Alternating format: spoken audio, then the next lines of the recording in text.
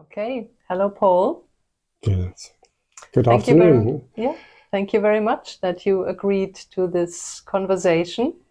And yeah, I would like to start where it all started for you. How did you encounter the Alexander technique?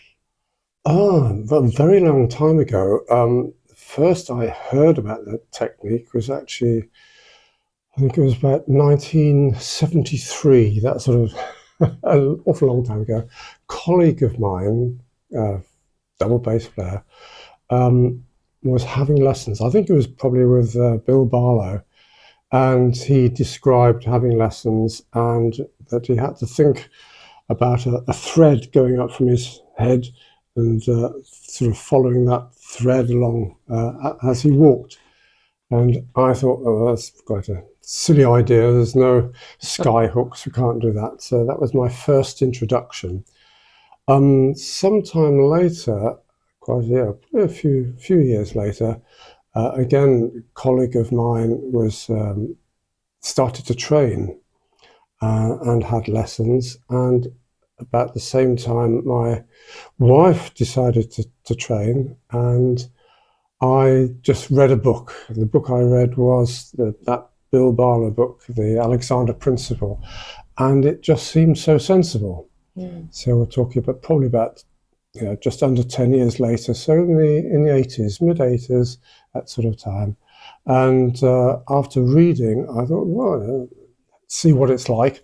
So I went for a few lessons, and that was quite an amazing experience. It really was a different world. So I remember very clearly my first lesson. I can remember my being exactly like everyone else, with their pulling their head back and bending down and doing these odd, getting in odd positions, and how different it was and how different I felt after the first lesson. Mm. I suppose after that, I felt I didn't so much as feel as I wanted to teach. I didn't have that burning desire to teach, but I did want to do it not as a sideline. I wanted to really get involved, so I knew exactly what it was.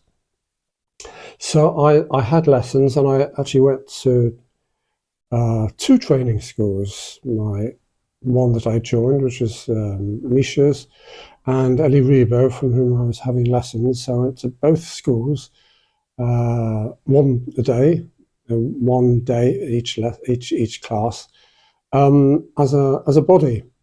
All right. Mm-hmm. So that went on for nearly 2 years before there was a place, and I eventually decided I preferred to go to Misha's. So that was the start. So Mm. that's where I started from. There's, of course, lots of other things involved in that. So as a musician, I always felt that I was fighting with my instrument. So rather than Yeah. playing, it was a Yeah. fight, and you never win. You lose. You lose. You can't fight with an instrument and win. You have to play with it. Mm. And I wanted from the technique that freedom. So I wasn't fighting all the time. And I did have some problems that I didn't realize so much at the time. Even as a youngster, in my early 20s, I was a very stiff neck, especially in the morning, and I couldn't sort of move my head very easily. So that I just thought, well, just one of those things. That went fairly quickly, I think. And I've always had sort of this head forward position, down, and sort of stick my head forward. So those were the problems I had. I wasn't aware of anything. One isn't. One just gets on with it. So slide of the background. My wish to play in an easier way. Mm. I think I also had this thought in my mind not to get old and bent. Mm. So these things are very selfish reasons.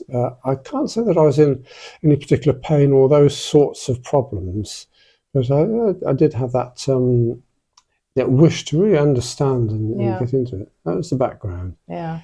So as a musician, you have, of course, a very big motivation to keep your body healthy and functional. Absolutely, yes. So you didn't come across it while you were studying your instrument?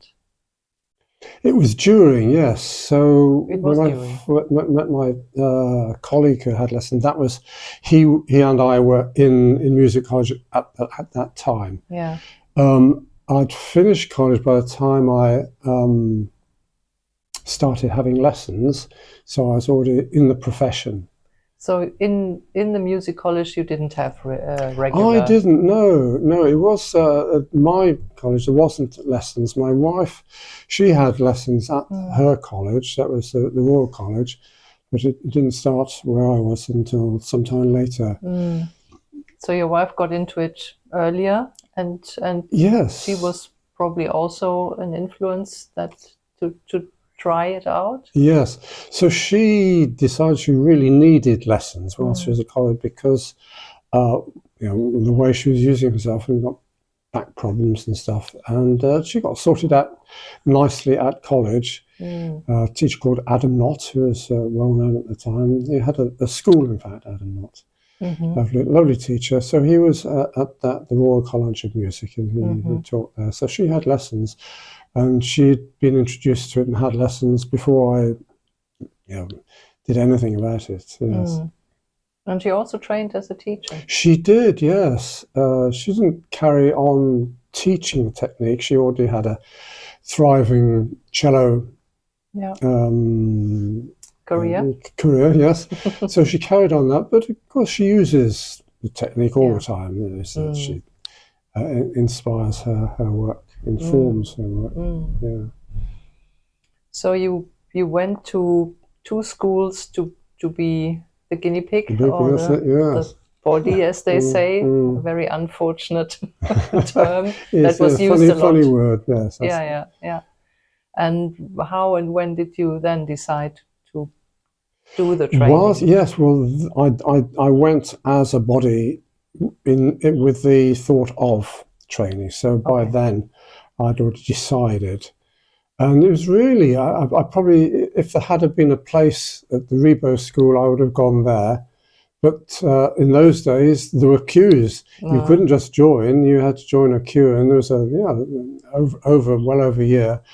But I just preferred the atmosphere of Misha's, and so I went there. But yes, it was my idea to train, which is why I went as a body. So I got a lot of that was information already from there. After you finished your music college. Yes, that was some time after. So in fact, I'd been abroad and played professionally and come back and started my career back in this country as well, yes. So and then you started the training and at the same time had a music career and played a lot. And how did you manage all that? It actually fitted in very well because the training was only during the week, a lot of concerts at the weekend, and it just seemed to happen that a lot of my longer dates, so if I went abroad or had a week's work, they were in the holidays. That worked almost magically. Occasionally I would take my instrument in with me because it was just in the morning, and then I'd drive off to somewhere to the rehearsal later on, and that worked.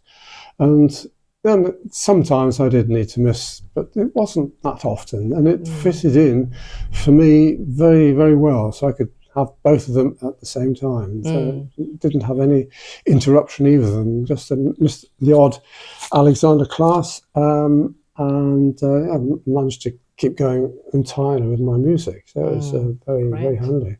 Yeah. And after you graduated, how did it continue? Did you immediately start teaching, or?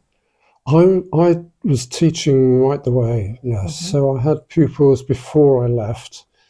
So that was quite normal. You have your teacher. In the third year. My head of school would see them before I started and halfway through. So I had quite a few pupils to begin with. it gradually took over. I could see that I was going to be starting to do more Alexander work, which was fine. It was really what was available, and I was able again to cox and box, as they say, so do as much music as I wanted, and also do the Alexander. But it just gradually took over, really, especially when I started at the academy, and that was more full time. But again, it was still holidays. I had all the holidays, and I could had that flexibility that I could take time off. Yeah. But over the years, I've been concentrating, not so much concentrating, it's just that I've had more Alexander work. So I've got, the school and the academy, and it fills up my time quite a lot. So you started teaching at the academy, and when was that? That was, in fact, very early. I started in 94. 94? 94, yes. And as an instrumentalist or as an Alexander teacher? No, I was an Alexander teacher. Right away. And very soon after that, I went to Wells. Wells is an independent school that it has incorporated a music school. And they have all the musicians there as youngsters. They have Alexander lessons, or they had Alexander lessons every week, every one of them, for the whole length of their school years. Wow. So from year 7 up to 13, they had a lesson a week during the school. So it was a really big thing from there. So that was, I had 2 days work there, and that was really completely full days there. And then I'd do the academy as well. At the time, I was still doing a lot of music, so I was teaching music different places and the concerts. So quite a busy time in those days. Yeah, it sounds like it. But I was quite lucky. I stepped into these positions at the academy and at Wells, and Wells finished after about 5 years. Sort of reallocated funds and no more funds, which is quite sad for the school, really. And then I did a lot of teaching at another music school, Purcell School, and that I did that for 5 years. And I decided to stop that one. Combine that, I did some teaching at the junior departments of the college. There's Royal College of Music. That was very interesting. And always Alexander. Always, this is Alexander. I was doing bass teaching at different establishments, but so junior department was Alexander, and that was really tough work. That was 5 hours, so you had 5 hours. During that 5 hours, no breaks. You had half-hour lessons, but there were 2 pupils per half hour. So I used to lie one on the table and sort them out and do it. And as I was talking, then I was hoping that they were both understanding, absorbing this, and then swap around and the other one goes on the table. But it was quite tough from there, doing that. That was 5 hours work.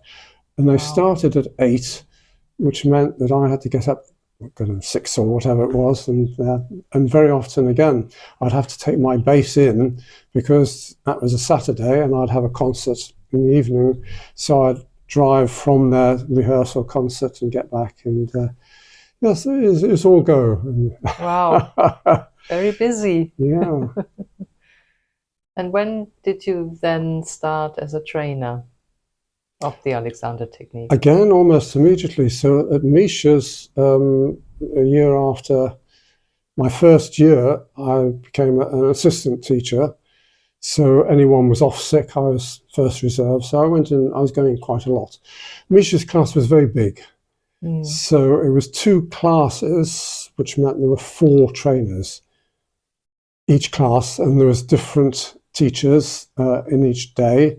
Apart from Misha and his wife would stay there. So lots and lots of teachers. Lots of teachers occasionally were ill or needed to be off. So I was there quite a lot.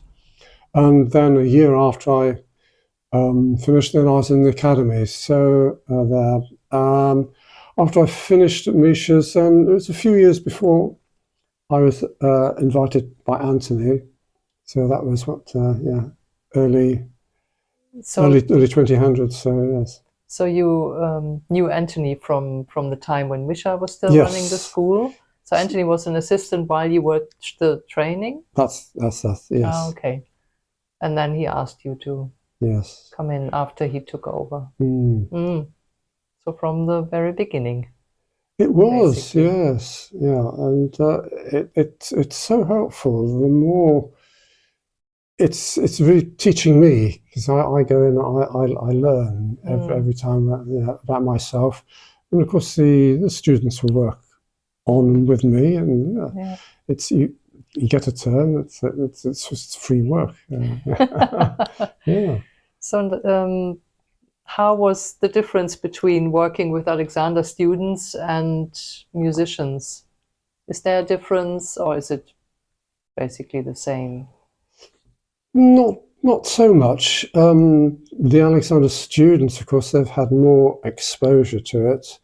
The musicians have a very keen interest, so they volunteer to go, and they're very keen. They really usually go there.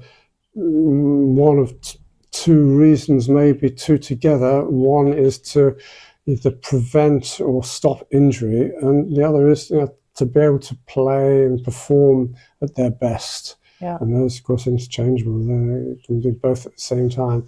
So they have a very vested interest in the technique, but also they are learners. They are students, and they understand that when you're speaking and you tell them something, that they have to take it back home and incorporate it into what they're doing. Rather, the general public don't have that. Their school days usually maybe 10, 20, 30, 40 even years ago. But these students, they have been learning their instruments, often perhaps 5 years old, and they've had that constant one-on-one teacher informing them, and then that relationship with the teacher carrying on. So as an Alexander teacher, you're just part of what they're doing. They understand that very well. So in that way, they are good students. And were there ever any conflicts between the instrumental teachers and the Alexander teachers? The instrumental teachers might have different ideas. Absolutely. There's always that danger. I've tried very hard never to allow that to happen with myself and the pupils. So that they may say, oh, my teacher says I've got to do this. So I would never say, no, you shouldn't. It depends on what it is. I may think, well, there's a different angle, try to think of it in this way and that. By and large, though, the instrumental teachers, they, especially these days, they know about the technique, they agree with it. There's not so much conflict as there may have been. I've been there 30 years now. A lot less conflict these days, and the teachers will send their pupils to the Alexander saying, I can't do any more. You've got to have some Alexander lessons. But yeah, it's not a problem that I've come across. Okay, yeah. So the music students obviously have a very functional interest in the Alexander technique. Yeah, as you said, to improve their playing. And the Alexander students come for all sorts of reasons to the training. Either they have physical problems, or it's more about self-development. So I guess it's a little bit a different way of working. Often, yes. I mean, the music students will sometimes just have an interest in the technique. It's again, most of the music students do know about Alexander technique. Very few that don't know these days. So it's very widely used, which is nice. Yeah, that's the advantage of the musicians and actors. They just learn about the existence of the technique much earlier. Very early on, yes. So the teachers may know, and of course their peers will often said. And so, yes, they're very rare that they don't know anything at all. They've heard of it, even if they don't know the principles of the technique. So, did you have any other influences in your way of teaching apart from your training with Misha Magidov? Alexander-wise, Yeah. I not in particular. I did go to other schools, and I had a lot of influence from, as I said, so many teachers used to come to Misha's. So not only the regular teachers there, but they would change as well. So some of the teachers would drop out and others come in over the 3 years. But there were lots of visiting teachers. Yeah. I did go to other teachers and have lessons, but not a great deal. So it's mostly, I'd say, that school. So it was Misha's school and also the, I'd say, the McDonald's school that I've had experience with. Yeah. But yeah, I'm quite open to anyone who has the principles of the technique. I don't care how they stand up, sit down, or do their stuff. It has to be principle. I'm very, very to principle. But yeah, my influence has been that school. And how would you say has your teaching evolved over the decades? It's a long time, and of course you have so much experience. So how, has it evolved or changed maybe, or has it just deepened? Very difficult question to answer. It's like getting older. It's very slow, but it keeps on coming. Never stops, and it evolves. Yeah. So clearly, my teaching was very, very different. I'm not aware specifically I do this or I don't do that. I suppose I have had areas when I have focused on more and less, but it's really just a deeper understanding and the way I feel and how I can impart and experience. That's evolved is my best word. Yeah. I can't say it's changed in that big way. Yeah, evolved just the progression over time. Yeah. And what is the most important aspect of the Alexander technique for you? So what keeps you passionate? Although I didn't start off thinking about being a teacher, I really am passionate about giving people information that they can use to use themselves well. And I think it's so sad to see people in states. You see people in old people's home and they're just in such a collapsed state, and to become ill, and the deformities that are caused by misuse. So I have this really deep passion to get people to understand that that's not how we need to finish up, that we can be healthy, not guaranteed, but we can do our best. So that important thing is that information, and being a teacher is, well, how do I impart that information? But I do have a really big passion to let people understand, not to tell them, but there's the information and you can do with it what you wish. But yes, you don't need to have this stuff around you all the time. You can live a free and happy life as you can. And I do have a passion for that. So it is imparting that information, teaching. It really is as a teacher. But something interesting, something that I know I have changed, and it's fairly recent, I know, 5 years, but I don't talk about the Alexander technique much. I don't use those words. I say the technique or the work or something. And it's because people think of the Alexander technique like you learn to swim. it's, you know, how do you do this? How do you do that? How do I sew? But that's not the technique. For me, when I talk about the technique, I refer to it as what technique can I use and what I teach to be able to change from my habitual use to one of, you know, constructive conscious control, say. So it's a technique. I have these habitual patterns. There they are. I could describe them to anyone in under a minute. But that's not it. It's how do I change from that to not having that? Yeah. And that, for me, is the technique. Not how do I stand up, how do I hold myself, how do I do anything. That is normality. That is how everyone can be. That's how very young children are. Yeah. But we have habits. And so for me, the Alexander technique is what can I use? And it's not standing up and sitting down. People think that's a technique. It isn't. Yeah. So that's, you know, for me now, that become very important to say to people. Yeah. You don't, you know, people say, I try to learn the technique, but it didn't work.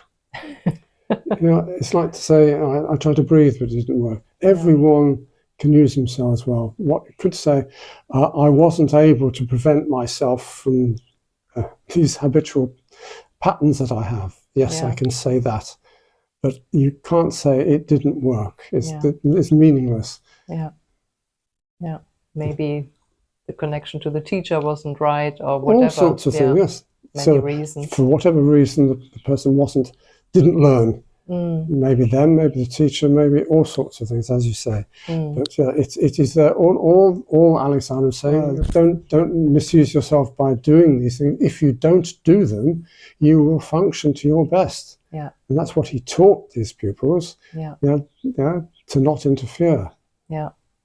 There we go. Yeah, great. Thank you. Thank you. Can you maybe give me short definitions of the principles of the Alexander technique? So, for example, the force of habit. Yes. Well, I'm very old school, and I've read the books, I've reread the books, and I go on what Alexander said. For me, as I say to my pupils, students, the most important thing is to stop. If we don't stop, it's impossible to change. We have to stop. So then the question is, why have I stopped? What's going to happen when I stop? So I have to say, well, I've stopped to prevent myself doing all this stuff. But perhaps I'm doing them to begin with. So I say, well, is my neck free? Am I doing something with my neck? Is it possible for me to send a message and release that? And I can send that message to the whole of my body, what I'm doing, my shoulders, my neck, my back. I've practiced that for nearly 40 years, and yes, I'm getting there. So that is what I call directions. So I'm thinking about those areas and making sure, as far as I can be aware, that I'm not doing anything. And then I say, well, I'm going to do something, and can I allow everything to remain? So I don't change by doing very specific things. And these specific things are these tensions that Alexander talked about. And that's quite simply a contraction of the body that is visible in parts of the body. So I send another message and I say, well, I'm going to do something, but I'm not going to react by pulling down or having extra tensions. And I call that inhibiting or preventing those reactions. So that's the principles. Now there's one further principle that is not talked about very much at all, but Alexander did. And he talked about it in his book, The Use of the Self.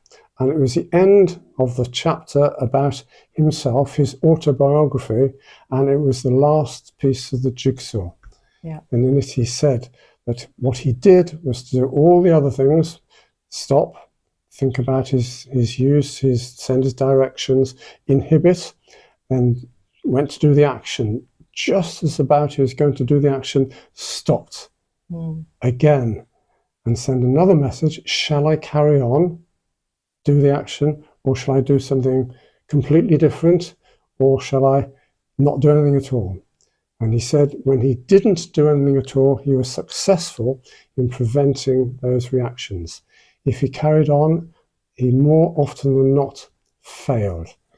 And that, I think, is the key that people forget. They think, as Alexander did, he thought to begin with, if he merely sent the directions and he worked and worked and worked for months and years, and he failed. He said he failed, and it wasn't until the end. So we have to practice that last piece of the jigsaw puzzle.